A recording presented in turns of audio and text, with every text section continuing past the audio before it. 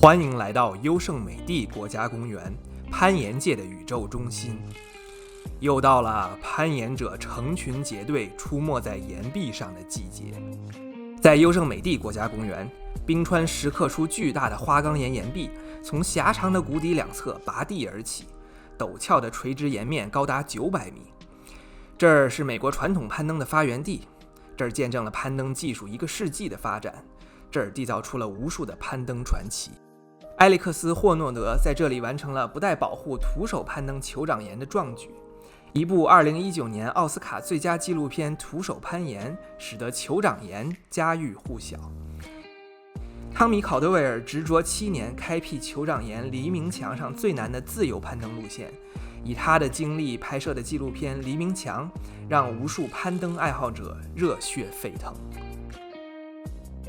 优胜美地公园里有超过2000条攀岩路线，拥有无数传统裂缝攀登、多段节组、大岩壁攀登和抱石的经典路线。今年优胜美地公园因为疫情关闭了3个月的时间，重新开放的时候呢，正好也到了优胜美地的攀岩季，我便迫不及待地约上朋友去爬线。因为天气比较炎热，所以我们爬的以单段传统攀为主。在过去的2个周末呢，我在优胜美地爬了一系列非常漂亮、非常纯粹的裂缝路线，并且完成了自己的第1条传统攀 5.11 难度的路线。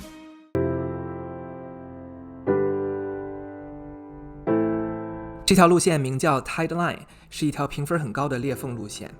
它的第1个难点在小屋檐底下是一个比手掌略窄的仰角路段，翻过屋檐以后的细指缝是第2个难点。这条路线的难度是 5.11A， 这也是我第1次挑战 5.11 难度的传统攀裂缝路线。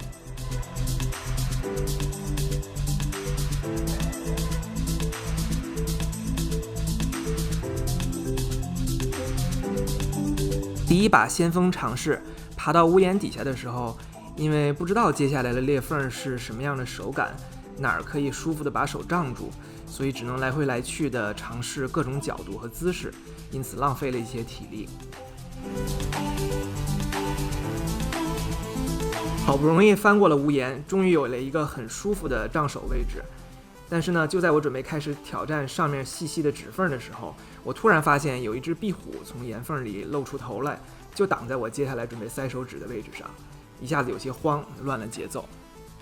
掉了1次以后，我怕接下来还会掉在同一个 0.4 号的小塞子上，于是便在上面的裂缝里又放了一个大一点的2号机械塞。我挂在绳子上等待了一会儿，壁虎终于从岩缝里爬了出来，于是我重新开始攀爬。但是呢，刚才掉过1次，再加上不知道接下来的裂缝哪里塞手指比较舒服，我心里就开始有些紧张，导致整个身体呢都很僵硬。但是越是害怕的时候啊，你就越想尽可能的多方保护。而这一段的裂缝有一点向外喇叭形的张口，所以匆忙放的连续2个小号的塞子呢都不是很稳。正当我想把重量全都放到上面这个塞子上休息一下的时候，它突然崩了出来，往下掉的冲力还连带着把底下那个塞子也拉了出来。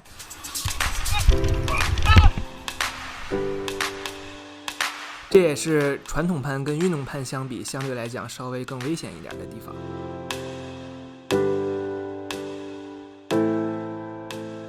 深呼了几口气，继续往上爬。这一次呢，我把注意力放在了放置稳定的机械塞保护点上，爬得小心翼翼。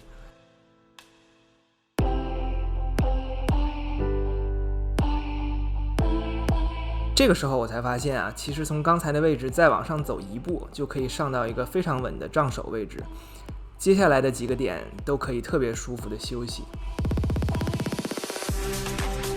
但是出于对后面路段未知状况的恐惧，我依旧不敢掉以轻心，心态像是在走钢丝一样，几乎每放一个塞子就要挂在绳上休息一下。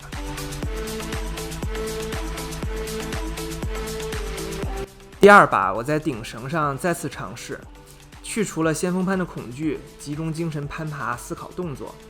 我本来给自己这一把定的目标呢，只是去优化动作，记忆手点脚点的位置。结果出乎我的意料，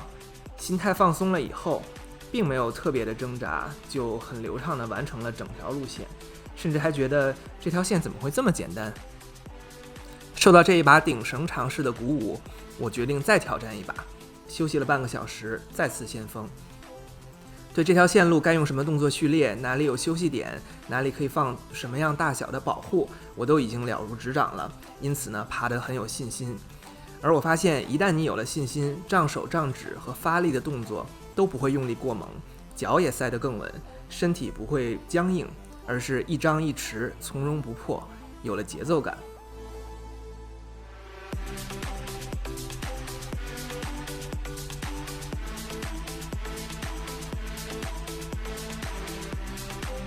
最后这一把终于成功的红点。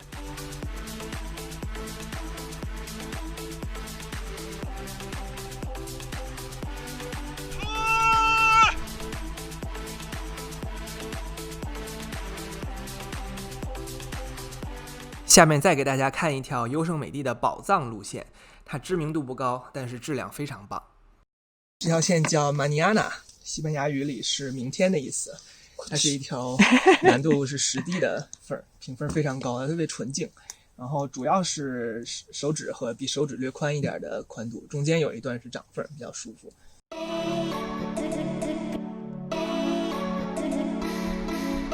它的第一个难点是在这个小屋檐附近，裂缝的宽度介于手指和手掌之间，是一个比较尴尬的宽度。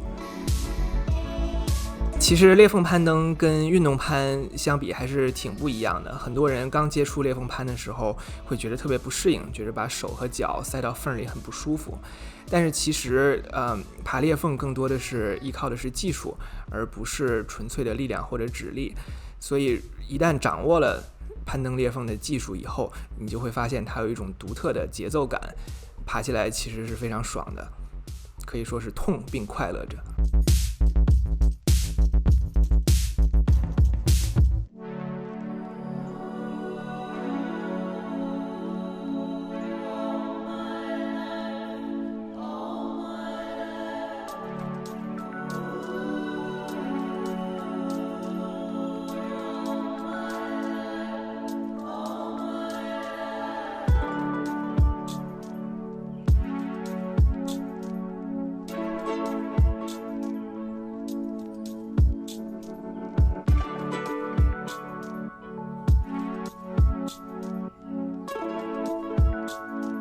线路的中间部分呢比较容易，因为可以杖手，非常舒服，而且可以很方便的休息和放置保护。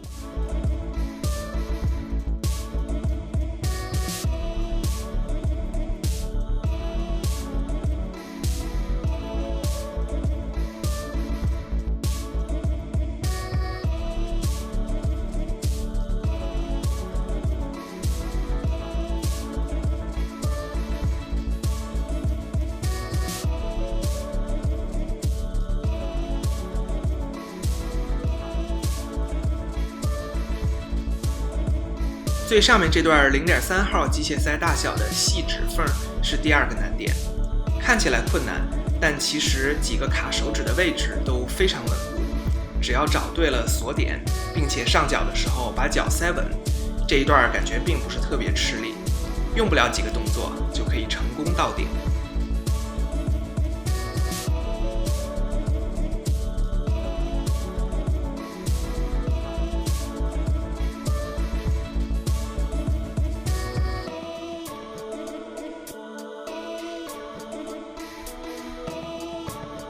传统攀的经典路线数不胜数，传统攀的魅力就在每一次直面未知的攀爬当中，需要你我在不断的自我挑战和探索中逐渐体会。好了，这一期的只言片语就是这样，我们下期再见。